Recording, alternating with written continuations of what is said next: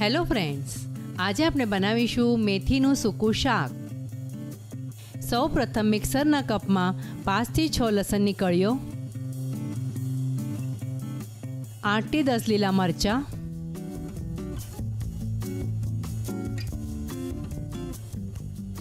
અને 1/4 કપ શેકેલા સિંગદાણા નાખીને ગ્રાઇન્ડ કરી લઈશું. સિંગદાણાની પેસ્ટ બનાવીને હવે તૈયાર છે. હવે કઢાઈમાં તેલ ગરમ થયા બાદ 1 ટીસ્પૂન જીરું, ½ ટીસ્પૂન હિંગ અને તૈયાર કરેલી પેસ્ટ નાખીને થોડી સાંતળી લઈશું.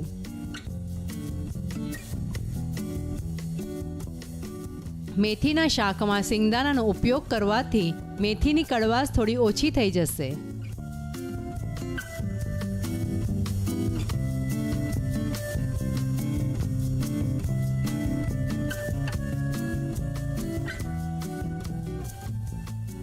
હવે એમાં 250 થી 300 ગ્રામ ઝીણી સમારેલી મેથી નાખીને આ મેથીને થોડી બેસવા દઈશું.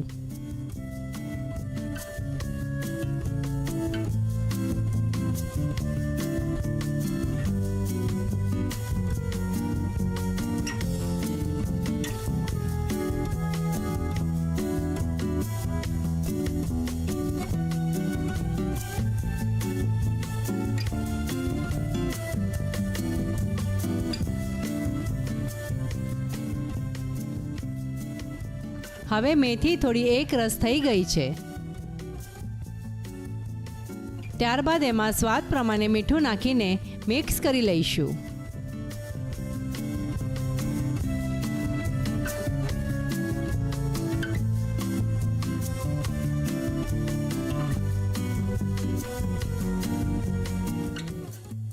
હવે કઢાઈને ઢાંકણ લગાવીને 5 થી 7 મિનિટ આ શાકને ચડવા દઈશું.